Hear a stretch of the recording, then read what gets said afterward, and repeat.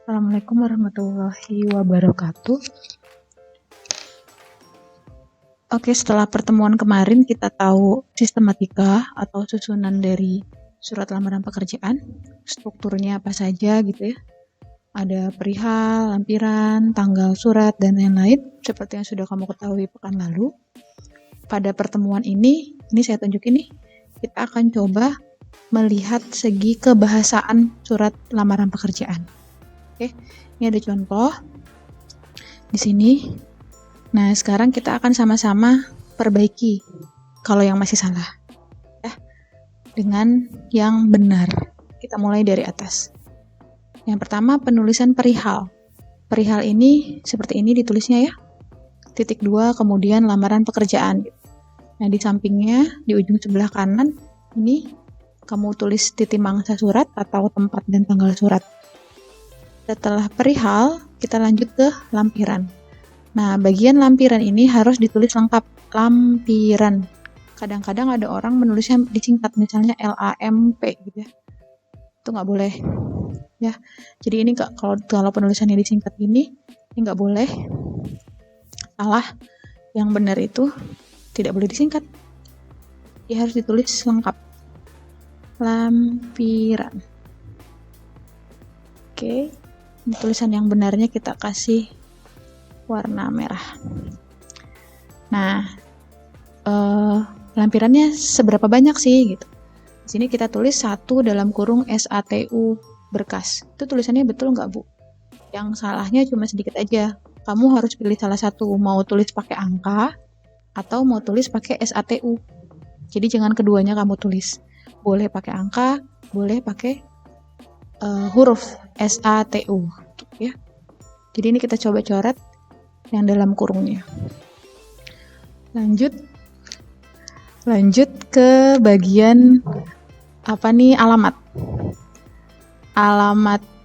yang dituju ya. Di sini kita baca, di sini ada aja kepada yang terhormat pimpinan PT Pradana di Palembang gitu. Nah, ini kalau menurut aturannya kita nggak boleh lagi pakai kepada. Jadi salah satunya saja, mau kepada atau mau yang terhormat. Umumnya yang paling bagus itu kepadanya hilang. Jadi nggak boleh pakai tulisan kepada. Kita langsung aja tulis yang terhormat pimpinan PT Pradana di Palembang. Terus tulisan PT-nya gimana, Bu? Kadang-kadang ada yang pakai titik. Nah, yang pakai titik ini salah ya. Tulisan PT itu nggak boleh pakai titik. Oke?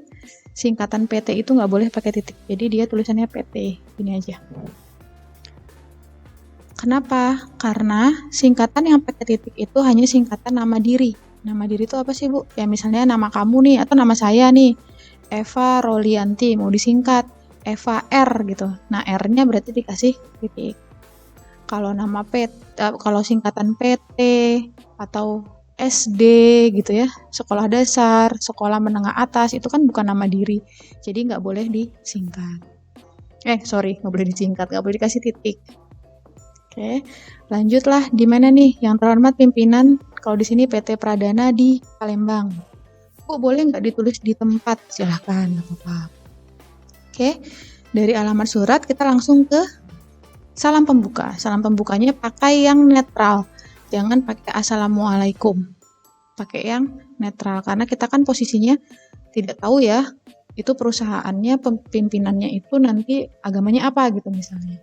Jadi kita pakainya yang netral, dengan hormat.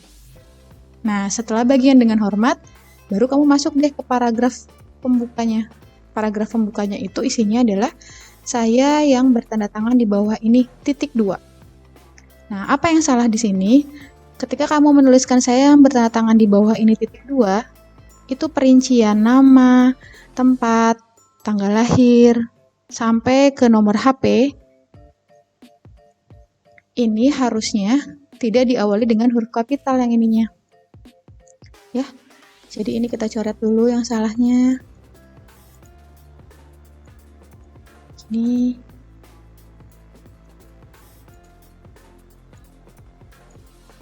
gini ya. Oke, sebentar ini supaya filenya nggak hilang, saya save as dulu.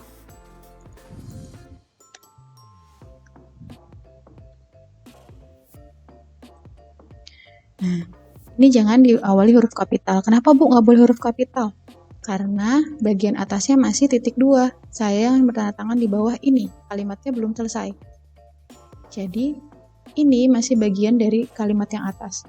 Jadi, ini harusnya pakainya huruf yang non kapital atau orang biasanya bilang huruf kecil. Oke, sorry. Ini terganti pakai huruf kecil.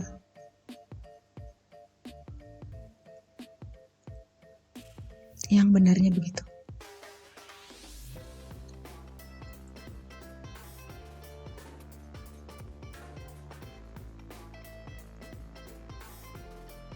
Tempat tanggal lahir juga huruf kecil.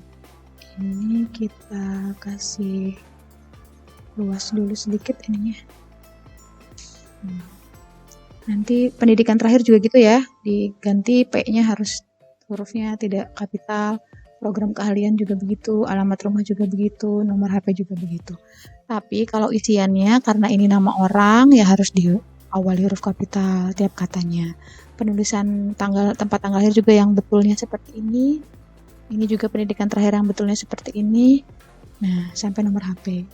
Kemudian bermaksud mengajukan lamaran pekerjaan ini adalah isinya atau kalimat intinya. Jadi ini juga karena masih bagian dari paragraf yang di atas. Ini ada yang bilang boleh pakai huruf non kapital, huruf kecil, karena katanya ini belum diakhiri dengan titik juga rinciannya. Tapi ada juga yang menganggap itu sudah, jadi kita pakainya yang sudah aja karena ini sudah terlalu panjang. Jadi anggaplah ini paragraf atau kalimat baru. Ya, bermaksud mengajukan lamaran pekerjaan sebagai apa? Nah, ini harus disebutkan di sini. Misalnya sebagai mandor pemeliharaan di perusahaan yang Bapak Ibu pimpin. Nah, setelah bagian ini kamu boleh menunjukkan bagian disebutnya itu apa ya? Kayak keunggulan diri atau promosi diri gitu. Jadi kamu bilang saya memiliki kemampuan berkomunikasi yang baik misalnya. Atau kamu boleh tulis saya adalah orang yang jujur dan berkomitmen tinggi terhadap pekerjaan, itu boleh ditambahkan seperti itu. Nah, nanti di paragraf berikutnya, ini biasanya disebutnya paragraf argumentasi atau paragraf yang berisi tentang kamu melampirkan apa saja sih sebagai bukti bahwa kamu tuh layak diterima di perusahaan itu gitu ya. Baru kamu tuliskan di sini. Sebagai bahan pertimbangan saya lampirkan hal-hal berikut. Nah ini, Bu, ini pakainya titik atau titik koma? Boleh titik, boleh titik koma. Perbedaannya, kalau kamu bilang saya lampirkan hal-hal berikut titik seperti di sini, itu kamu ketika nulis yang pertama itu boleh pakai huruf kapital. Pas foto berwarna terbaru ukuran 3x4 sebanyak 2 lembar misalnya. Kemudian nanti kalau kamu di sini pakai titik, berarti yang di sininya kamu kasihnya titik juga. Ngerti ya? Terus kamu harus konsisten. Kalau bagian 2 lembarnya itu ditaruh di belakang, berarti yang berikutnya juga ditaruh di belakang. Misalnya ini. Berarti ini harusnya kita hapus, kemudian ditukar. Jadinya fotokopi KTP sebanyak 1 lembar. Jadi konsisten, kalau 2 lembarnya di depan semua, 1 lembarnya atau banyaknya gitu ya, mau di belakang ya di belakang semua. Konsisten juga kalau di atasnya sebagai berikutnya titik, berarti yang berikutnya titik juga dan diawali huruf kapital. Oke, ini kita benerin dulu. Bu, kalau misalnya di belakang hal-hal berikutnya titik 2, ya berarti pas bagian sini pas foto P-nya non kapital atau huruf kecil. Ya. Nah, karena di atasnya ini titik, berarti di sini juga kan harus titik, nggak perlu pakai dan lagi. Surat keterangan sehat, kemudian surat keterangan berkelakuan baik. Oke. Nah, sekarang kita masuk bagian penutupnya. Demikian permohonan ini saya sampaikan. Besar harapan saya untuk dapat diterima di perusahaan Bapak atau Ibu. Atas perhatian dan pertimbangannya, nah ini yang paling sering keluar di ujian nih. Nggak boleh kamu menyebutkan pertimbangannya. Harus disebutkan nya itu siapa? Karena tujuan suratmu ke pimpinan, berarti nya adalah Bapak atau Ibu. Jadi kamu harus di sini sebutkan panjang. Bapak atau ibu. Nggak boleh pakai kata gantinya. Gitu. Saya ucapkan terima kasih. Jangan lupa karena di atas sudah pakai dengan hormat.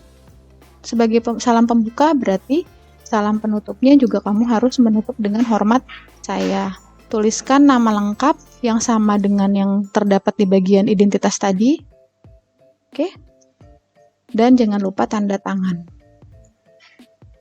Oke, paham ya?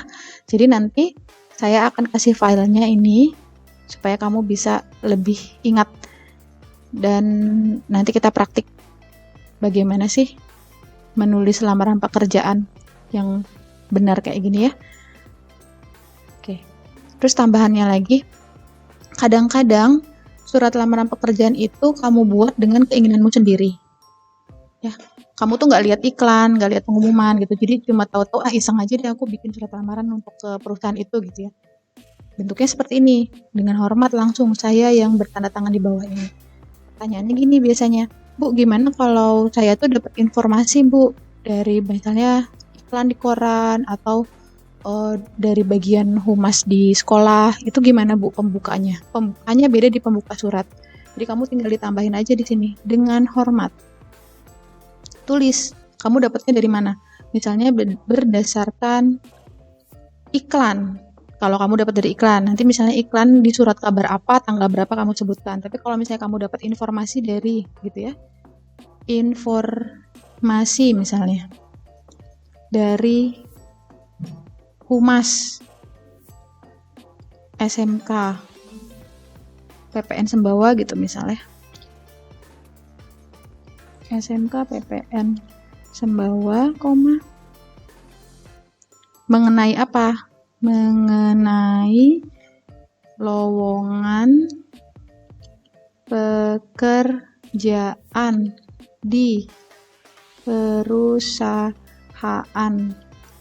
Bapak atau Ibu, baru kamu bilang saya yang bertahan di bawah ini nama bermaksud mengajukan, ini ya bawahnya sama. Jadi perbedaannya hanya ketika kamu inisiatif sendiri tanpa ada informasi dari siapa-siapa, kamu langsung aja menyebutkan saya yang bertanda tangan di bawah ini. Sementara kalau kamu dapat informasi dari manapun itu, sebutkan dulu sumber informasinya dari mana. Paling itu aja bedanya ya. Ada surat lamaran pekerjaan yang berdasarkan inisiatif sendiri, ada juga yang berdasarkan informasi dari luar. Oke. Paling itu nanti dicek contohnya, filenya saya akan kasih supaya kamu bisa analisis sendiri. Terima kasih untuk hari ini. Wassalamualaikum warahmatullahi wabarakatuh.